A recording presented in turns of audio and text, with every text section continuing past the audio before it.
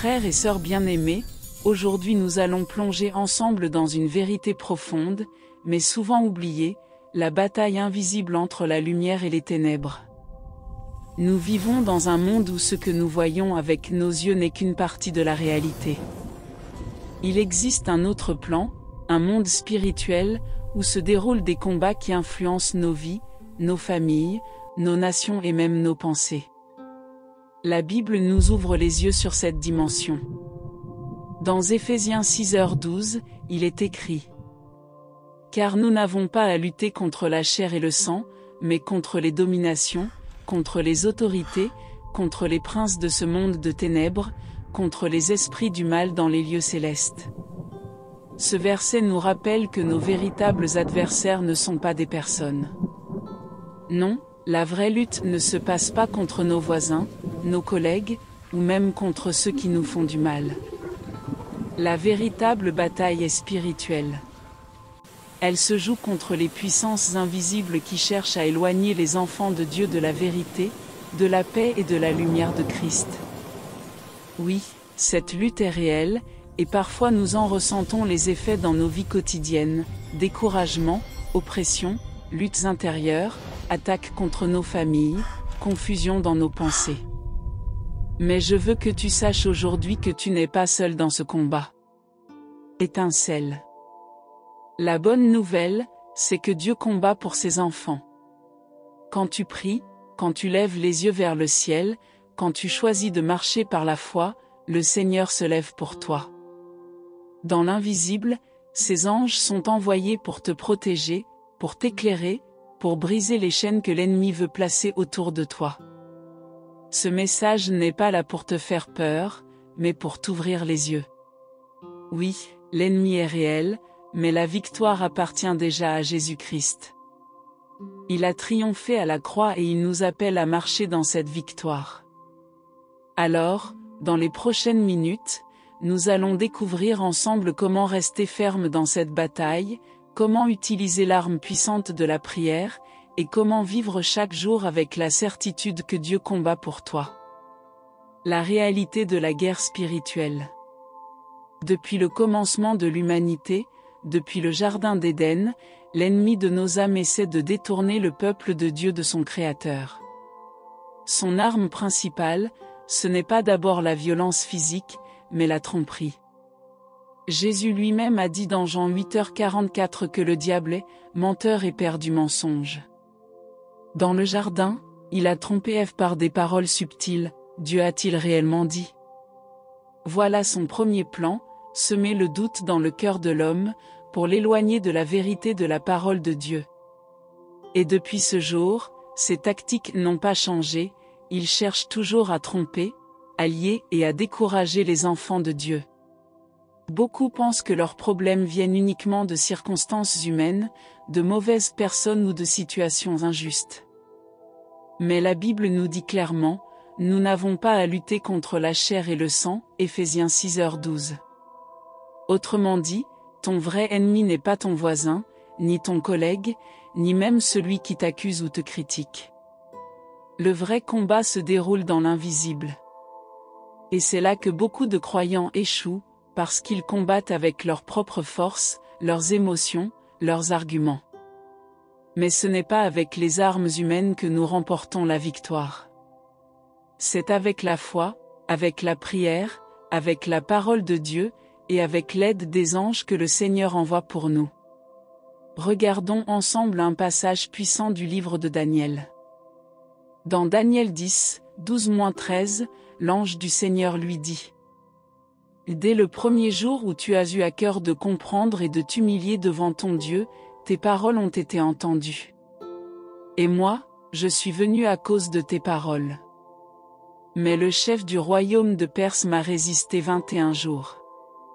Quelle révélation incroyable! Dès le premier jour où Daniel a prié, le ciel avait entendu. Mais une opposition spirituelle s'est levée. Pendant 21 jours, un combat invisible s'est déroulé entre les anges de Dieu et les puissances des ténèbres. Finalement, l'ange Michel est venu prêter main forte, et la réponse a pu arriver. Frères et sœurs, cela nous enseigne deux choses essentielles. Touche 1, ta prière est entendue immédiatement par Dieu. Même si tu ne vois pas encore la réponse, sache que le ciel agit dès le moment où tu ouvres ta bouche dans la foi. Tes paroles montent comme un parfum devant le trône de Dieu.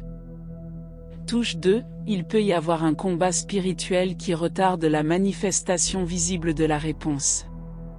Ce n'est pas parce que Dieu n'a pas entendu, ce n'est pas parce qu'il ne veut pas répondre, mais parce que dans l'invisible une bataille se joue. C'est pourquoi il est vital de ne jamais se décourager dans la prière. Le diable veut que tu abandonnes avant que la victoire n'arrive. Mais si tu persévères, comme Daniel, tu verras la gloire de Dieu. Dans l'Apocalypse 12h7, il est écrit, « Et il y eut guerre dans le ciel. » Michel et ses anges combattirent contre le dragon. Cette guerre n'est pas une métaphore poétique, elle est réelle. Mais la bonne nouvelle, c'est que le dragon a été vaincu, et il continue de perdre chaque fois que les enfants de Dieu se tiennent dans la foi. Alors n'aie pas peur des attaques, n'aie pas peur des cauchemars, des oppressions, ou des chaînes invisibles. Souviens-toi, derrière tes prières, il y a une armée céleste à l'œuvre. Chaque fois que tu dis « Au nom de Jésus », les cieux se mobilisent. Chaque fois que tu proclames la parole de Dieu, l'ennemi recule. Chaque fois que tu persévères, tu participes à une victoire déjà assurée par Christ à la croix. Oui, la guerre spirituelle est réelle. Mais n'oublie jamais, la victoire est déjà acquise en Jésus-Christ. Ce que tu dois faire, c'est rester ferme, prier avec persévérance, et croire que les anges de Dieu combattent à cause de tes paroles. Le pouvoir de la prière. Frères et sœurs bien-aimés, permettez-moi de vous rappeler une vérité qui change tout, la prière est une arme puissante. Elle n'est pas seulement une habitude religieuse, elle n'est pas seulement une suite de mots prononcés avant de dormir. Non, la prière est une connexion directe avec le Dieu Tout-Puissant, le Créateur du ciel et de la terre. Quand tu pries avec foi, tu déclenches des mouvements dans l'invisible. L'image que nous avons méditée illustre parfaitement cette réalité, un croyant en prière, les mains levées vers le ciel, et dans les hauteurs invisibles, les anges de Dieu combattant pour lui. Cela nous rappelle que chaque fois que nous prions, une bataille spirituelle s'engage, et Dieu envoie ses anges pour intervenir en notre faveur. Regardons un exemple puissant dans Actes 12, 5-7. Pierre donc était gardé dans la prison, et l'Église ne cessait d'adresser pour lui des prières à Dieu. La nuit qui précédait le jour où Hérode allait le faire comparaître, Pierre, lié de 2 chaînes, dormait entre 2 soldats, et des sentinelles devant la porte gardaient la prison. Et voici, un ange du Seigneur survint, et une lumière brilla dans la prison. L'ange réveilla Pierre en le frappant au côté, et en disant, « Lève-toi promptement. » Les chaînes tombèrent de ses mains. Quelle puissance dans ce récit! Pierre était enchaîné, surveillé par des gardes, enfermé dans une prison verrouillée. Aux yeux humains, c'était impossible. Mais l'Église priait sans relâche. Et quand l'Église prie, Dieu agit. Personne avec les mains jointes. Remarquez bien, ce n'est pas l'intelligence des disciples, ce n'est pas une stratégie humaine qui a libéré Pierre. Non, c'est la prière fervente qui a fait descendre un ange du ciel. Les chaînes sont tombées, les portes se sont ouvertes, et l'impossible est devenu possible. Frères et sœurs, retenons cette leçon, quand tu pries, le ciel s'ouvre. Quand tu pries, les chaînes tombent. Quand tu pries, Dieu envoie ses anges. La prière a le pouvoir de déplacer des montagnes. Jésus lui-même a dit dans Marc 11h24, « Tout ce que vous demanderez en priant, croyez que vous l'avez reçu, et vous le verrez s'accomplir. » Cela signifie que la prière n'est pas un simple espoir vague, mais une certitude basée sur la promesse de Dieu. Beaucoup de croyants sous-estiment la puissance de la prière parce qu'ils ne voient pas de résultats immédiats. Mais souvenez-vous de Daniel, sa prière a été entendue dès le premier jour, même si la réponse a tardé à cause du combat spirituel. La persévérance dans la prière est la clé qui ouvre la porte de la victoire. Parfois, une seule prière sincère suffit à changer une vie entière. Rappelez-vous d'Anne, la mère de Samuel. Elle pria avec larmes dans le temple, et Dieu lui donna un fils. Parfois, ce sont des prières répétées, jour après jour, comme celle de l'Église pour Pierre. Mais dans tous les cas, aucune prière sincère ne se perd. La prière te donne aussi la force de résister dans les moments les plus sombres. Jésus, dans le jardin de Gethsémanée, a prié avec intensité, et un ange est venu le fortifier, Luc 22h43. Si même le Fils de Dieu a eu besoin de prier pour traverser son épreuve, combien plus nous devons prier dans nos luttes. Peut-être aujourd'hui te sens-tu prisonnier d'une situation, comme Pierre en prison. Peut-être des chaînes invisibles t'empêchent d'avancer, la peur, l'angoisse, le découragement, le péché. Mais je t'annonce une bonne nouvelle, ces chaînes peuvent tomber quand tu pries avec foi au nom de Jésus. Ne sous-estime jamais une prière prononcée dans la foi. Elle peut déclencher un miracle, changer une destinée, sauver une vie. Quand tu pries, tu invites Dieu à agir. Et quand Dieu agit, rien ne peut s'opposer à lui.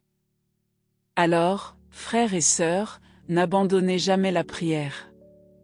Faites-en votre arme, votre refuge, votre respiration quotidienne. Car la prière du juste a une grande efficacité, Jacques 5h16. Christ a déjà vaincu. Frères et sœurs, voici une vérité fondamentale de notre foi chrétienne. La victoire n'est pas à venir, elle est déjà accomplie. Trop souvent, nous prions comme si nous devions encore gagner une bataille incertaine. Trop souvent, nous luttons comme si l'issue dépendait de nos propres forces. Mais la parole de Dieu nous rappelle que Jésus a déjà remporté la victoire suprême à la croix. Colossiens 2h15 nous dit: Il a dépouillé les dominations et les autorités, et les a livrées publiquement en spectacle, en triomphant d'elles par la croix. Ce verset est puissant. À la croix, Jésus n'a pas seulement souffert physiquement. Il a accompli une victoire spirituelle totale. Les puissances de l'enfer pensaient avoir gagné quand le Fils de Dieu a été cloué sur le bois. Mais en réalité, c'était leur défaite. Car c'est là, au calvaire, que Jésus a écrasé l'autorité du péché, de la mort et du diable. C'est pourquoi, aujourd'hui, toi et moi, nous ne combattons pas pour obtenir une victoire incertaine.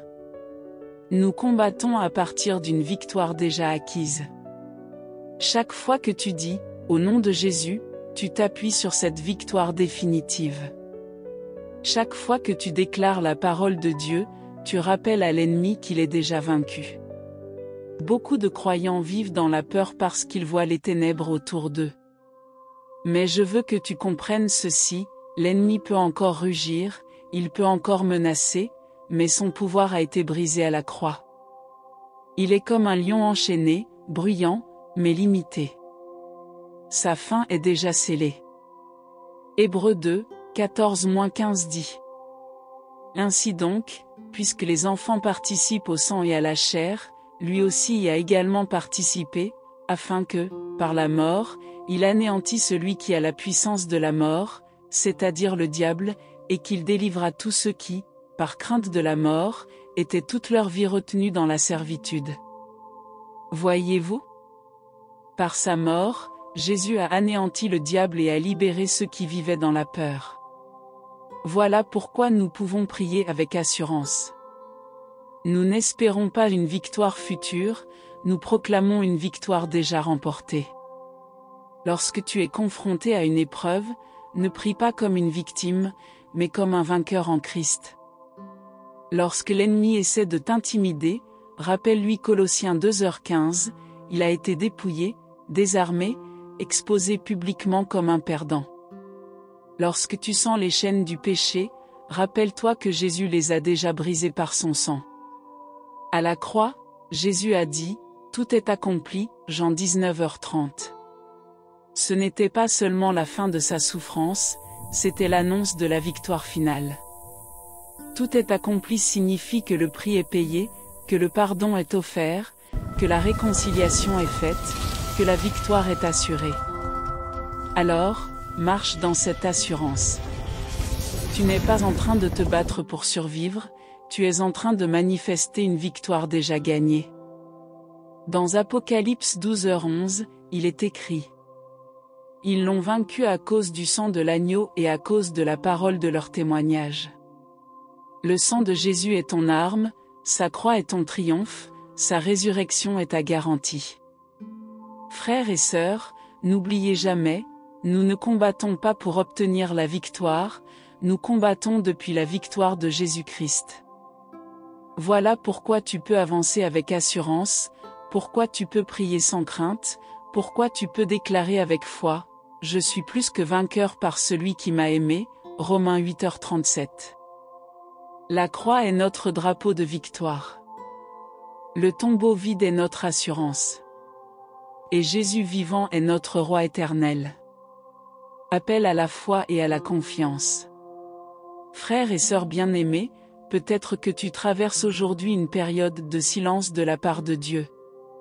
Tu pries, tu cries, tu verses des larmes, mais tu n'entends rien. Tu te demandes, « Seigneur, m'écoutes-tu ? Seigneur, où es-tu » Sache que tu n'es pas seul dans cette expérience. Même les plus grands hommes et femmes de Dieu ont connu ce silence apparent. Job a crié au milieu de sa souffrance et n'a pas reçu de réponse immédiate. David a souvent écrit dans les psaumes, « Jusqu'à quand, Éternel ?» Même Jésus, à la croix, a crié, « Mon Dieu, pourquoi m'as-tu abandonné ?» Le silence de Dieu ne signifie pas son absence. Le silence de Dieu est souvent l'espace où il prépare quelque chose de plus grand que ta prière.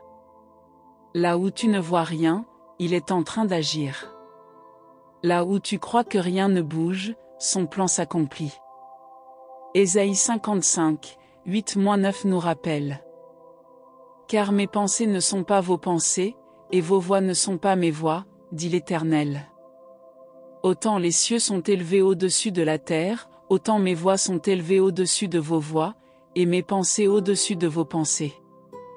Cela signifie que même lorsque nous ne comprenons pas, nous pouvons faire confiance. Même quand tout semble sombre, Dieu prépare un chemin lumineux. Souviens-toi, quand Dieu se tait, il prépare une réponse plus grande que ta prière. Regarde l'histoire de Lazare dans Jean 11. Marthe et Marie avaient demandé à Jésus de venir guérir leur frère malade. Jésus a attendu 4 jours avant de se rendre sur place. À leurs yeux, c'était trop tard. Mais Jésus leur a dit, « Je suis la résurrection et la vie. » Et il a ressuscité Lazare. Il demandait une guérison, Dieu avait préparé une résurrection. Étincelle, voilà la puissance de notre Seigneur, il dépasse toujours nos attentes. Alors, n'abandonne pas quand tu ne vois pas de réponse immédiate. La foi, c'est croire que Dieu agit même dans le silence. La confiance, c'est s'appuyer sur sa fidélité même quand nos yeux ne voient rien. Jésus a dit dans Jean 14h6. Je suis le chemin, la vérité et la vie. Nul ne vient au Père que par moi. En lui, nous trouvons tout, la paix quand nos cœurs sont troublés, la victoire quand nous sommes attaqués, l'assurance quand tout vacille autour de nous. Il est le chemin même quand tu te sens perdu, il t'ouvre une route. Il est la vérité même quand le diable te bombarde de mensonges et de doutes, sa parole demeure ferme. Il est la vie même quand tout semble mort autour de toi, il peut ressusciter tes rêves, ton appel, ta joie. Frères et sœurs, mets ta confiance en Jésus, même dans le désert, même dans l'attente. La foi, ce n'est pas voir pour croire. La foi, c'est croire avant de voir. Hébreux 11h1 dit, or la foi est une ferme assurance des choses qu'on espère, une démonstration de celles qu'on ne voit pas. Alors aujourd'hui, choisis la foi. Choisis la confiance. Ne laisse pas le silence de Dieu te voler ton espérance. Tiens-toi sur ses promesses, car elles ne faillissent jamais. Oui, Dieu peut sembler silencieux pour un temps, mais il n'abandonne jamais ses enfants. Jésus l'a promis, je suis avec vous tous les jours, jusqu'à la fin du monde, Matthieu 28, 20. Et s'il est avec toi, qui sera contre toi? Tiens ferme, car ton miracle est peut-être plus proche que tu ne le crois. Frères et sœurs bien-aimés, nous arrivons à la fin de ce message. Nous avons vu ensemble que la guerre spirituelle est réelle, mais surtout que la victoire est déjà assurée en Jésus-Christ. Nous avons découvert la puissance de la prière, l'assurance que Dieu entend chacun de nos cris, et la promesse que Christ a déjà triomphé des ténèbres. Aujourd'hui, je veux t'inviter à un pas de foi. Peut-être que tu te sens fatigué, découragé, accablé par des fardeaux trop lourds. Peut-être que les ténèbres essaient de dominer ton cœur, que la peur te paralyse, ou que le silence de Dieu te trouble. Mais souviens-toi, la victoire appartient à ceux qui se tiennent dans la prière et dans la foi. Ne laisse pas la peur gouverner ta vie. Ne laisse pas l'ennemi voler ta paix.